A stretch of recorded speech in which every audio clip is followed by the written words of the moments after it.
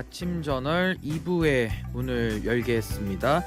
대통령 선거를 앞두고 더불어민주당, 국민의힘의 대선 주자들이 경선의 반환점을 돌았는데요. 최종 대권 후보자는 누가 될지 국민들의 관심이 높아지고 있습니다. 오늘은 더불어민주당 김현 의원님과 함께 민주당 경선 관련 이야기 나눠볼 텐데요. 의원님 스튜디오에 나와 계십니다. 어서 오십시오. 네, 안녕하세요. 우리 BBS 청취자 여러분들께 한 말씀 좀 인사를 좀 부탁드립니다. 네, 오는 5월 5일이 부처님 오신 날이지 않습니까? 예. 자비가 있기를 빌고요. 인연이 중요하다고 하니까 오늘 청취자 여러분들과 짧은 시간이지만 소통하는 시간을 갖겠습니다. 감사합니다. 예, 감사합니다. 지금 그 민주당에도 경선이 굉장히 좀 급박하게 이제 반환점을 돌아서 네. 이제 마무리로 가고 있는데 이재명, 김경수, 김동연 이 세 분의 후보들이 이제 호남권 경선을 앞두고 텃밭 표심 공략에 나섰는데요. 사실 이재명 후보가 독주 체제를 가지고 있기는 하고 또 조용한 행보를 현재 좀 많이 하고 있습니다. 이재명 후보의 조용한 행보에 혹시 어떤 뭐 이유가 있는지요? 조용한 행보라는 건 공식적인 일정이 많지 않다. 뭐 이런 예. 의미인 것 같은데요. 사실은 TV 토론이 이제 그 MBC 처음 하고요. 그다음에 어제도 오마이 TV를 통해서 이제 인터넷 예. 하고 또 아마 한 군데가 더 있었던 것 같아요. 그렇게 하고 그다음에 그 두 군데 이미 토요일 일요일 하고 이번에 토요일 일요일 마지막 하는데요. 사실은 조기 대선 그다음 파면 결정이 좀 지연되면서 그 룰이 정해지고 기간이 되게 짧았기 때문에 어디는 가고 어디는 안 갈 수 없잖아요. 예. 그러니까 이제 온라인을 통한 중요한 일정하고 그동안 당 대표를 하면서 그래서 정말 쉼없이 달려온 시간들이었기 때문에 이번 기간에 조금 그 빈도수가 낮은 거지만 사실은 내용적으로 뭐 정책을 준비한다거나 또 뭐 간담회를 한다거나 비공식 그런 일정들은 뭐 저는 지금 캠프에 있지 않기 때문에 모르지만 예. 굉장히 분초를 다퉈서 활동을 하고 계실 거라고 보고 어제는 프란치스코 교황 선종 그 명동성당 가서 조문하고 오신 걸로 알고 있고요. 네. 그 이재명 후보 이야기 나왔으니까 조금 요 얘기도 해야 될 것 같은데 지금 공직선거법 사건을 전원 합의체로 대법원이 회부를 하고 굉장히 좀 속도감 있게 진행을 하고 있습니다. 오늘은 이제 또 두 번째 기일을 열어서 좀 한번 살펴보겠다 이런 입장인데 이게 항소심에서는 공직선거법 사안 무죄가 나온 판결이거든요. 네, 그래서 이게 지금 대법원에서 이렇게 좀 이례적으로 빠르게 진행하는 부분 뭐 이런 거를 보면서 좀 어떤 입장을 갖고 계신지요? 사실은 이 재판 자체가 정적 죽이기 그다음에 윤석열 정권의 검찰의 무리한 기소로부터 시작된 거다라고 봐야 되겠고요. 예. 그다음에 텔레비전에서 출연해서 얘기한 거나 아니면은 그 국감장에서 경기도지사 신분일 때 발언한 내용을 갖고 지금 선거법으로 기소한 거잖아요. 그리고 1심이 이제 유죄가 났고 11월 15일 그다음에 한 4개월 정도 경과해가지고 2심에서 무죄가 났는데 이번의 경우는 국민적 관심도가 높고 사안의 중대성을 감안해서 합의부 재판부에서 이제 하고 어제 회의를 하고 이제 오늘 또 심리를 연다고 지금 언론 보도가 예. 났습니다. 그래서 앞으로 어떻게 이제 재판을 진행할 건가에 대한 논의를 한다고 알려져 있는데 보통 대법원 합의부에서는 2심의 결과를 번복한다거나 새로운 내용으로 뭘 하는 경우는 지극히 드물기 때문에 예. 2심 결과에 큰 변동이 없다면 대선 전에 오히려 후보에게 좀 깔끔하게 처분 내리는 그런 계기로도 볼 수 있지 않겠냐 예. 판단을 하고 있습니다. 저는요. 그러면 대선 네. 전에 선고가 될 가능성이 더 높다 이렇게 크게 보시는 변동 거죠? 사항이 없다면 2심의 변동 사항이 없다면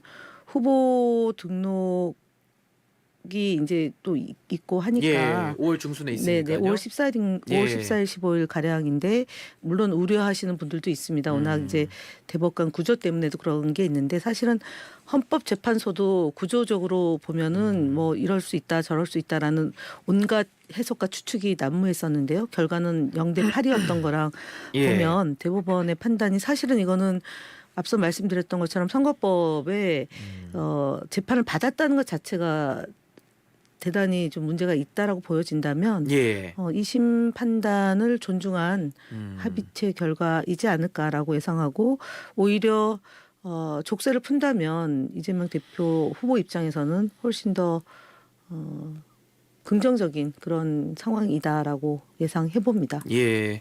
아무래도 지금 뭐 이재명 대표 정적 제거의 목적이었다 이런 네. 얘기도 하셨으니까 아마 좀 윤석열 전 대통령 얘기도 안 해볼 수가 없는데 네. 지금 민주당에서는 27일에 김건희 특검법, 내란 특검법을 하나로 묶은 이제 종합 특검법 발의할 예정이라고 알려져 있습니다. 민주당이 특검 카드를 다시 꺼내든 것은 이제 대선 본선을 앞두고 이런 압박 수위를 높이는 거 아니냐 이런 해석이 나오는데요. 이 부분은 좀 어떻게 보고 계십니까? 사실은 저희가 지난 총선 때도 이제 이태원 참사, 그다음 최혜병 그 죽음, 그다음에 양평 고속도로 주가 조작, 그다음에 한 가지가 또 이채 양명 명주. 주 이렇게 돼 있으면 명품 이렇게 이제 5가지인데 예. 그 이후에도 명태균, 강혜경 씨 건으로 굉장히 많은 사실들이 드러나고 있는데요. 그리고 거기다 덧붙여서 건진법사까지 등장을 하지 않습니까?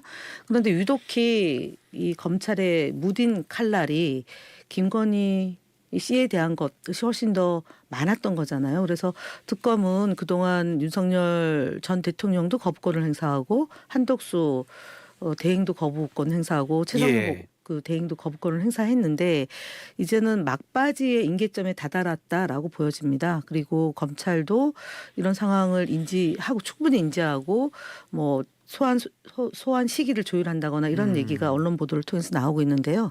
이번에는 그동안은 그 2당과의 협상 때문에 예. 완화된 형태의 특검을 제출했지만 협상이 이제 불가한 상황에 이제 놓였기 때문에 제대로 된 그 수사를 하기 위해서 조사를 하기 위해서 김건희 특검법을 종합해서 제출해서 저희가 국회에서 다루는 걸로 예.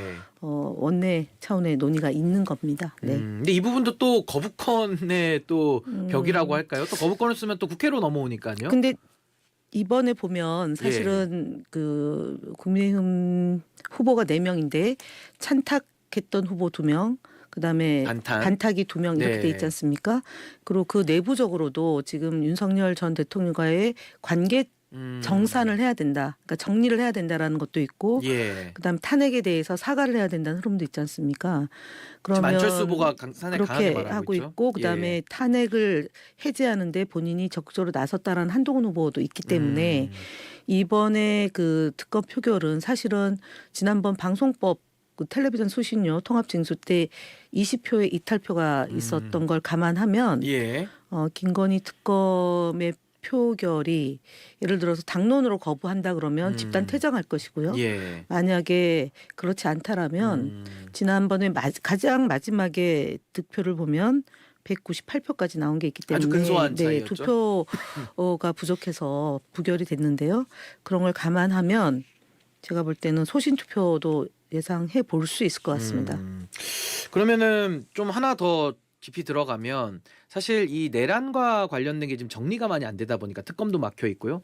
그러니까 지금 국민들이 우려하시는 게 결국에는 내란과 직간접적인 영향이 있는 사람들이 인사를 해서 또 이거를 그 진상규명을 방해한다라는 이제 걱정이 있는 건데 그 과거에도 5.18 특별법을 통해 가지고 그 소위 말하는 쿠데타를 정리하는 비상한 조치를 좀 쓰지 않았습니까? 이번에도 좀 12.3 내란 특별법을 좀 만들어서 여러 가지 이런 좀 내란과 직간접적인 영향이 있는 분들 뭐 객관적인 검증은 좀 필요하겠습니다만은 그걸 통해서 그런 인사 조치를 좀 무효로 하는 좀 이런 식의 좀 비상한 수단도 좀 필요하다 이런 의견들도 좀 있거든요. 이건 좀 어떻게 보십니까? 그런 의견을 당연히 이제 나오겠죠. 예. 왜냐하면 법무부 장관이 이제 탄핵에서 직무정지해서 다시 복귀하고 난 뒤에 또 인사를 하잖아요. 인사를 하는데 보복 예. 인사를 지금 하고 있다는 거거든요. 예. 그래서 이제 그런 문제 그다음에 과거사 진상조사위원장을 직전에 임명했던 것 그 직무 정지 되기 직전 대통령이 하고 그리고 이제 그것이 왜곡되고 있는 상황이고 그 대통령 기록관도 네, 지금 기록관도 나오고 그렇고 있고요. 그다음에 저희는 EBS 사장을 그 이진숙 예. 방통위원장이 무리하게 했다가 결국은 법원에서 제동이 걸려가지고 이제 김유열 사장이 지금 직무를 보고 있는데요. 예. 지금 저희 당에 그런 알박기와 관련한 그 기구가 TF팀이 만들어져서 어느 정도로 지금 진행되고 있는지 점검을 하고요. 이후에 이것을 어떻게 대응할 거냐라는 예. 이제 법적인 조치도 있어야 되는데 저희 가방위 같은 경우는 방송을 정상화시키는 방송사법, 그다음에 방통위 설치법, 그리고 유일임 방지법 이런 것들을 예. 지난 시기에 그 법률로 제출된 것도 있고 그다음에 예. 거부권 행사된 것도 있는데 이걸 다 모아서 5월 달 안에 처리하는 방법이 1단계고요. 만약에 그것이 불가하면 6월 달 초기에 가장 빠른 시간 안에 제대로 된 법 개정을 통해서 예. 방송 장악을 저지하고 방송을 정상화할 수 있는 그런 방안들을 마련하는데 이 방식이 각 상임위마다 저희가 상임위원장이나 상임위원장이 있는 데는 그렇게 진행하면 되고요. 예. 만약에 상임위원장이 없는 경우는 패스트트랙을 통해서 법 개정을 해서 정상화를 시키는 방법을 강구를 하고요. 말씀하셨던 것처럼 그러니까 그 내란에 동조하고 있는 분들에 대한 대응책은 또 별도로 한번 논의를 깊이 있게 해서 대한민국 정상화를 위한 다양한 방도를 마련해 봐야겠죠. 그러니까 네. 이제 그 서울경찰청 인사도 또 네, 생각이 그렇습니다. 나는데 결국에는 이 비상한 상황에서 좀 더 그 5.18 특별법 같은 좀 비상한 조치들도 좀 고민을 더 해야 되는 거 아니냐. 예, 정상화를 위한 노력을 좀 아마 시민들께서도 당부하시는 것 같고요. 한편 윤석열 전 대통령이죠. 지금 재판을 받고 있는 이제 내란 수괴 혐의 피고인인데 여전히 재판 과정에서 뭐 특혜를 받고 있다 이런 얘기들이 끊이지 않고 있습니다. 앞으로 윤석열 전 대통령 뭐 이 재판과 관련해서 또는 향후 대선에 어떤 영향력 행사할 가능성 좀 어떻게 평가하십니까? 결국은 그러니까 재판도 국민들의 생각이 어떠냐에 따라서 영향을 받지 않습니까? 이제 변호사로 활동을 하고 계시기 때문에 더욱 잘 아시겠지만 결국 사안의 중대성 그다음에 예. 그 사실에 부합하느냐 여부가 처음에는 사진조차도 공개를 안 했지 않습니까? 지하 통로로 들어가고 법정 안에 공개 안 했는데 또 굉장한 특혜입니다. 예, 근데 그 다음에는 사진은 이제 공개를 한 거고 이제 그러면은 국민들의 여론 그다음에가 어떻게 되느냐에 따라서 그다음에 새로운 정부가 구성이 되면 재판부에서도 지금 같은 그런 국민적 상식에 부합하지 않은 관례를 지속적으로 만들어내기는 매우 어려울 것이다라고 예. 저는 보고요. 결국은 재판사의 그런 판단에 대한 국민들의 그 입장을 널리 알려나가는 노력들, 그 정치권의 노력 이런 것들이 네. 필요하다고 봅니다. 네. 그리고 지금 한덕수 대행 말입니다. 그러니까 한덕수 대행이 대선을 관리하는 입장인데 이분이 지금 뭐 출마설, 차출설 뭐 굉장히 뉴스 지면을 좀 뒤덮고 있습니다.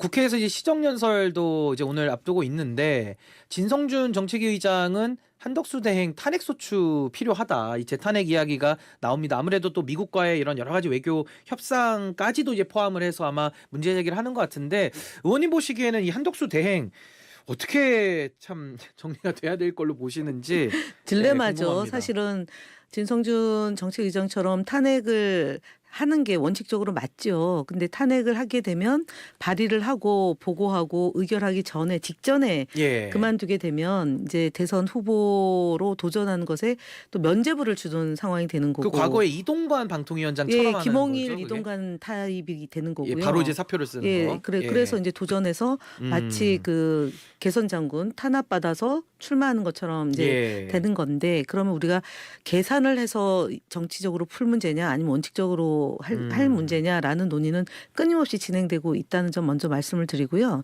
두 번째는 이분이 그러면 과연 대선에 도전할 수 있을 거냐. 근데 저는 힘들다고 봅니다. 왜냐하면 지금 국민의힘이 치열하게 경쟁을 통해서 대선 후보를 선출하고 있는데요. 예. 누가 과연 승복하겠냐 그 대목에서 그렇다고 해서 지지율이 엄청 높아서 유일무이한 대안도 아닌 것 같고요.